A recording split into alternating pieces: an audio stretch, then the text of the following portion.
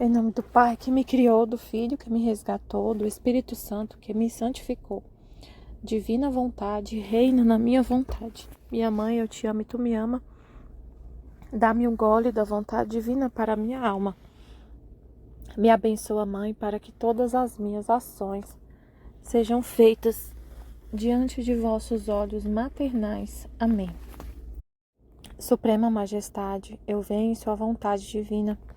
Em nome de todos, do primeiro ao último homem que existirá na terra, para dar a ti as homenagens que tens direito, as adorações, os louvores, o amor que cada criatura lhe deve, as ações de graça e fazer todas as reparações por todos e por cada pecado.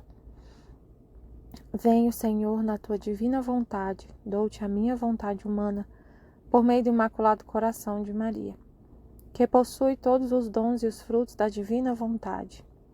Dai-me, Senhor, a tua divina vontade. Vem, divina vontade, nesta ação que estou a fazer e em todas as ações que eu farei durante este dia. Amém, Fiat.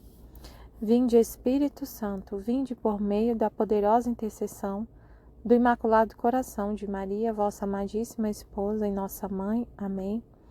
Vinde, Espírito Santo, vinde por meio da poderosa intercessão do Imaculado Coração de Maria, vossa amadíssima esposa e nossa mãe. Amém. Vinde, Espírito Santo, vinde por meio da poderosa intercessão do Imaculado Coração de Maria, a vossa amadíssima esposa e nossa mãe. Amém. Então, nesse estudo na Escola da Divina Vontade, da Mística Cidade de Deus, no início, tá falando como a gente deve observar a vida de Nossa Senhora. Aqui, nesse capítulo da Mística Cidade de Deus, está explicando, está mostrando, a Santa Águeda escreveu sobre isso, como Nossa Senhora praticava os atos dela lá no templo. No templo, ela ainda bem pequena, como que ela praticava os atos. Mas a gente tem que ver, é importante a gente compreender, contemplar que a vida interior de Nossa Senhora, a gente contemplar, entender e compreender, a gente ouvir essa aula, ler esse livro, mas com essa luz na mente. Ela fazia tudo por Deus. Ela tinha tudo que ela fazia, todos esses atos que ela está fazendo, tem um propósito em Deus. Ela só pensa em Deus, ela só faz por Deus, ela só faz a vontade de Deus. Não era com a vontade dela que ela estava fazendo. Não era para ficar bonita diante das pessoas que ela fazia isso. Que ela fazia tudo o que ela fez do jeito que ela fez, perfeitíssimo. Não era com fins humanos, não era para agradar as pessoas, não era pensando num bem assim para a pessoa. Se eu fizer isso, se eu fizer desse jeito, esse ato vai ser bom para aquela pessoa. Não, ela só pensava em Deus. Ela não pensava em interesses humanos, que é o que falou aqui, ó.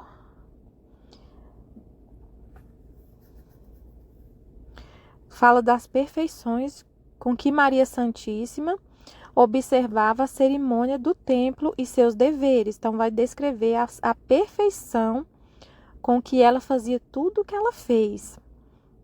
A vida de Nossa Senhora é muito importante para a gente compreender como viver na divina vontade. É muito importante a gente olhar para ela. Ele é um modelo para a gente entender como é a vida na divina vontade. E a vida interior de Nossa Senhora é a essência da vida na divina vontade, a vida interior de Nossa Senhora. A vida na divina vontade estava acontecendo no interior dela, na alma dela. Claro que tudo que ela fazia era divina vontade, mas a essência estava lá na alma dela, nos propósitos dos atos que ela estava fazendo. A Nossa Senhora foca nos interesses de Deus e não nos interesses humanos da terra. Tudo o que ela fazia tinha um interesse eterno para satisfazer a Deus, pela glória de Deus, e era para fazer toda a reparação de todos os atos em nome de toda a humanidade. Ela junto com Jesus refazendo os atos. Ele redentor e ela corredentora. Tudo tinha um propósito universal, um interesse divino, eterno, para a glória de Deus. Não tinha interesses humanos. Então, nisso ela não fica... ela fica sempre com um pensamento elevado na hora que ela está fazendo as coisas. Um interesse sempre em Deus, focado em Deus.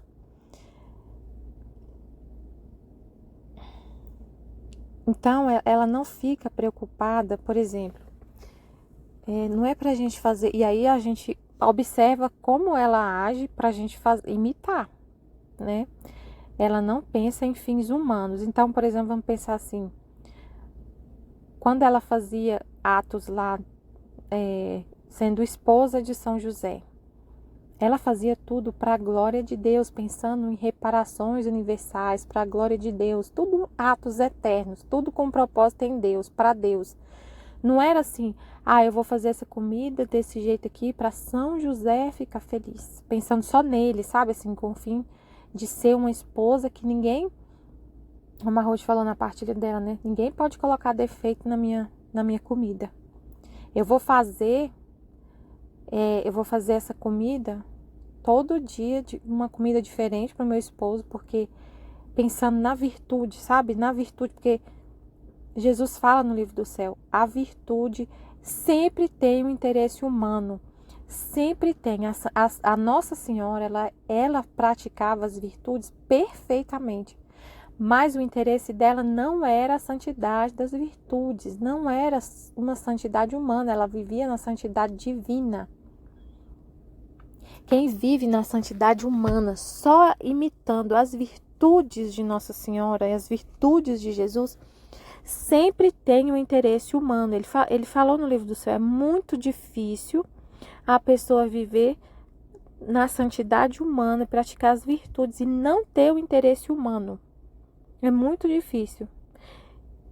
Sempre tem o interesse de parecer, por exemplo, se é uma esposa, você quer parecer muito bela diante das pessoas. Como mãe, você não quer deixar transparecer para as pessoas que você não é uma boa mãe. Você não aceita isso. Você não aceita. Então, Deus não fica livre na pessoa. Deus não é livre em quem vive na santidade, quem vive com o interesse de buscar a virtude, com o interesse nas virtudes. Deus não é livre nessa pessoa. Como assim não é livre? Não é livre, porque se em algum momento ele fecha os véus e você perde seu filho, você fica perturbado, você não aceita isso. Você fica se sentindo culpada. E a Nossa Senhora? Ela não perdeu Jesus? O que poderia transparecer para as pessoas lá que ela estava procurando? O que as pessoas devem ter falado dela? Quando ela, depois de 3 dias que viu que Jesus tinha ficado no templo, e ela não sabia onde ele estava, e ela caiu na culpa, ela não ficou, ela saiu da divina vontade? Não saiu. Quem vive, gente, se a gente viver procurando virtude, em busca de virtude, quando Deus permitir que você falhe, que você tenha alguma falha, você vai ficar perturbada e você vai cair numa culpa tão grande, mas tão grande. Gente, ela perdeu o Filho de Deus. Ela ficou 3 dias procurando o Filho de Deus. Imagina se ela fica, eu não sou uma boa mãe, eu não sirvo para ser essa mãe. Imagina se ela ficasse nessa situação. Se ela ficasse sentindo assim, eu falhei, eu não sou, e não sei o que lá. Imagina a situação. Ela sofreu, claro que ela sofreu. Claro que ela sofreu.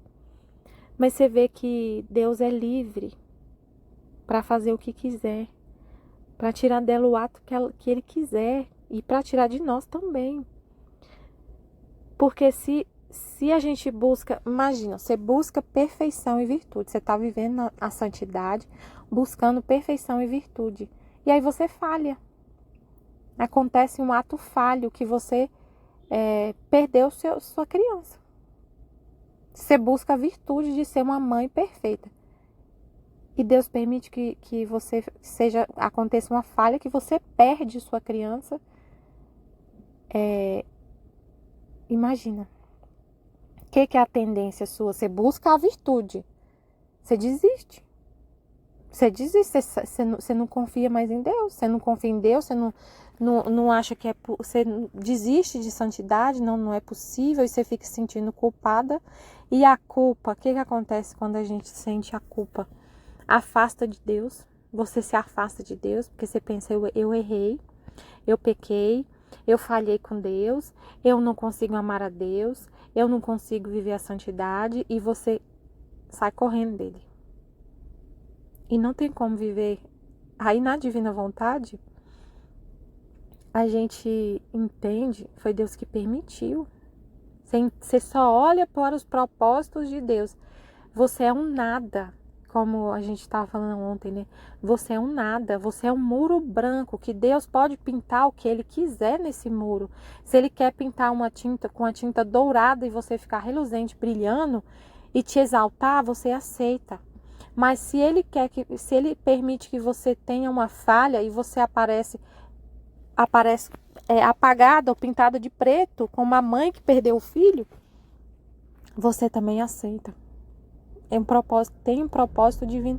E tinha um propósito muito grande no fato dela ter perdido Jesus. De ter acontecido lá a perda e o reencontro do menino Jesus. É um dos mistérios que a gente contempla no Rosário. Então, assim, é um fato marcante, um fato que tinha propósitos extraordinários na divina vontade, no plano de Deus. Ela perder o menino Jesus. Perder Jesus com 12 anos. Então, quando você busca virtude, você está sempre assim, buscando virtude. E a gente é falho. Aí você falha, aí você desiste. E aí cai na culpa, fica na culpa e não sai da culpa e não levanta. Quantas pessoas que começaram o caminho de buscar santidade e santidade das virtudes e não consegue ser aquela virtude tudo que sonhar, eu sonho em ser ter uma virtude heróica assim de fazer jejuns extraordinários, de passar fome por Deus. Aí você não consegue, acaba desistindo. Quantos que acabam desistindo porque não consegue? E porque é humano. E tem um interesse, Jesus falou, tem um interesse de querer alguma coisa para si. Quer o mérito, quer a recompensa por aquele ato que está fazendo aquela virtude. E na divina vontade a gente é um nada. Deus, ele pinta o que ele quiser nesse muro. Você é uma alma branca, pura. Que ele pinta o que ele quiser. Se ele pinta você como esplêndida, gloriosa, ou então ele te humilha na hora que ele quer. E você deixa, você aceita, você entende os propósitos dele, de tudo que ele faz. O fato, por exemplo, da Nossa Senhora também. Gente, que situação que ela ficou quando ela estava grávida e ela não pôde contar para São José. Deus falou para ela que ia ter a hora certa de São José saber sobre a gravidez. E a barriga dela já estava grande. E ele viu que ela estava grávida. Ele viu. Ela foi para a casa de Isabel, grávida, de 3 meses, não dava para ver. Mas quando ele foi buscar ela, a barriga já estava grande. E ele percebeu. E ela não pôde contar para ele, explicar que era o filho de Deus, que não teve traição nenhuma. Gente, imagina, ele foi buscar ela e ela grávida, com a barriga grande.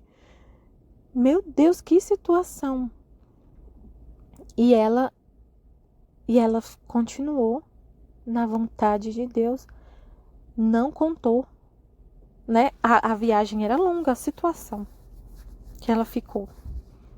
E aí chegou, e depois que ele sonhou, né, que tudo que aconteceu, depois de um tempo, né, não sei, uns dias, Mas só os dias que ele viu ela lá na Santa Isabel até chegar em casa foi uns dias, porque era a pé, eles andavam, demorava para chegar.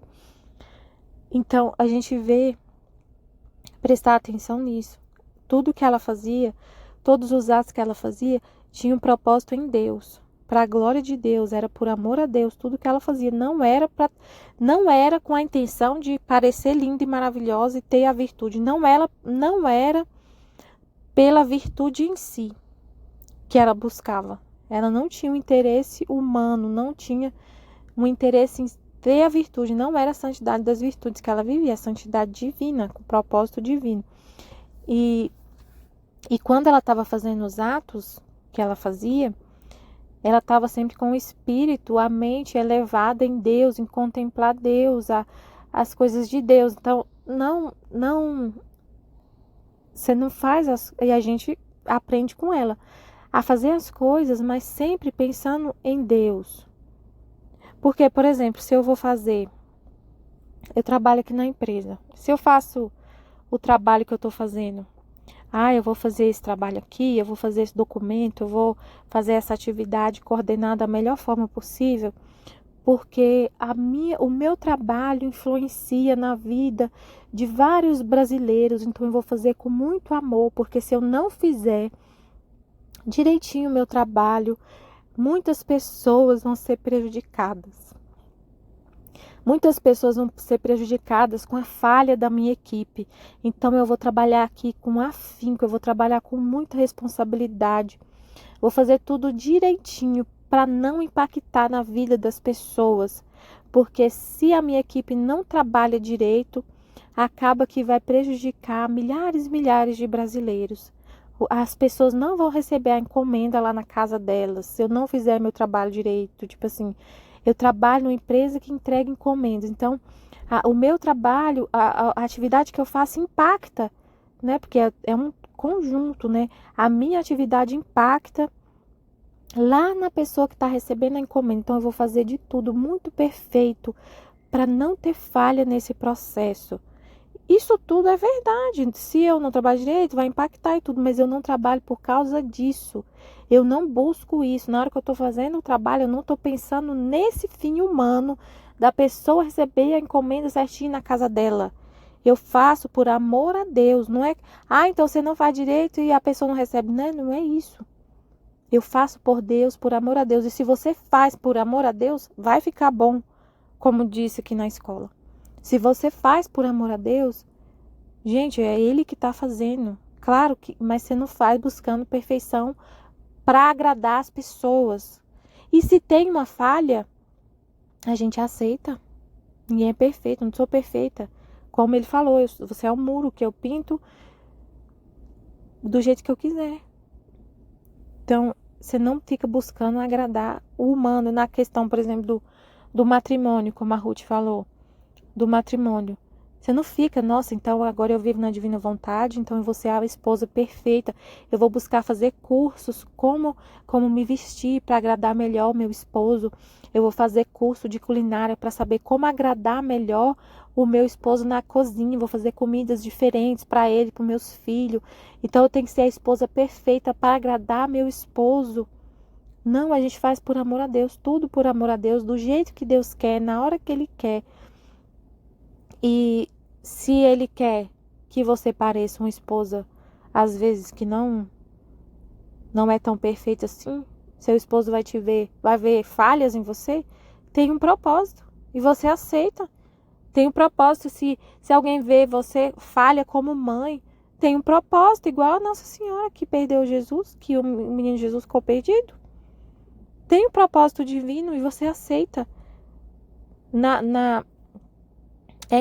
É interessante porque lá a gente vê a Santa Águeda falando das perfeições de Nossa Senhora. Ela é perfeita mesmo.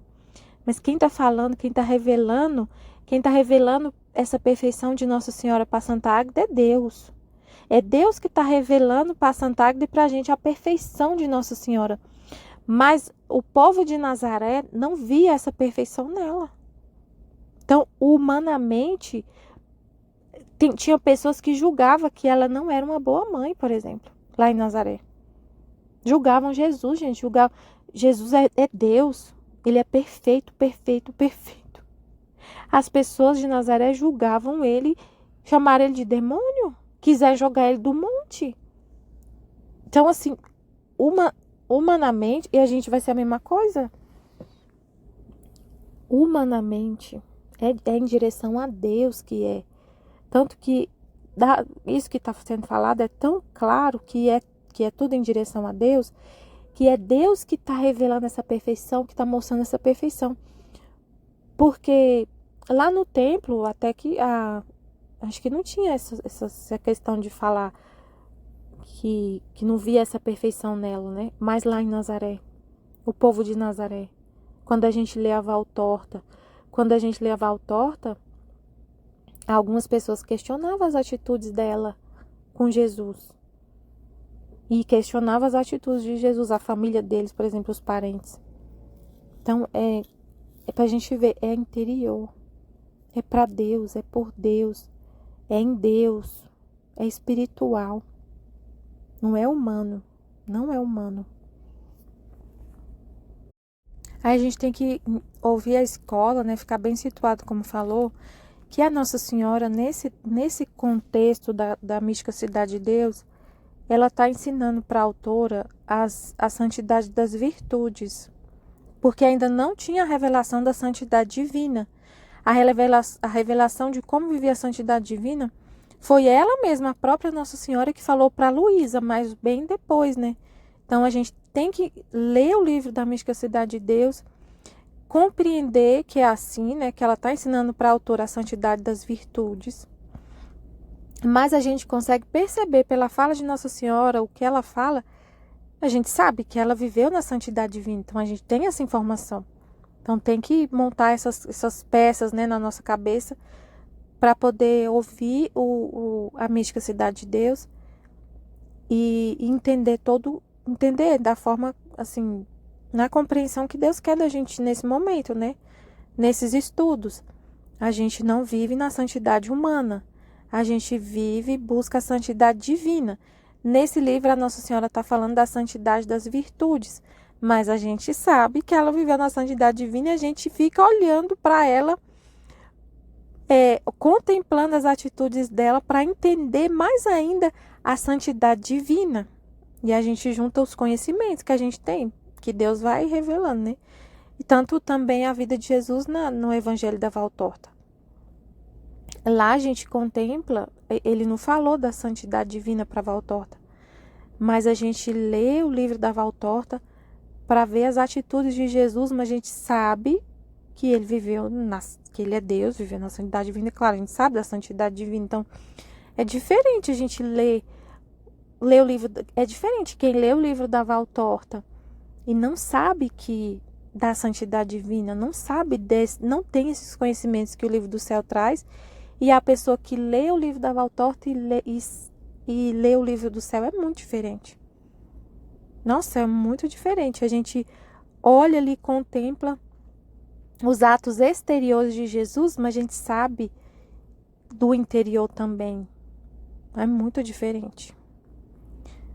Então é bem importante ficar com essa informação na mente, né? Que ela viveu da santidade divina, mas que ela está falando da santidade humana. E que a gente não está buscando a santidade humana, a santidade das virtudes, é a santidade divina. Amém, Fiat Jesus, eu confio em vós, amém.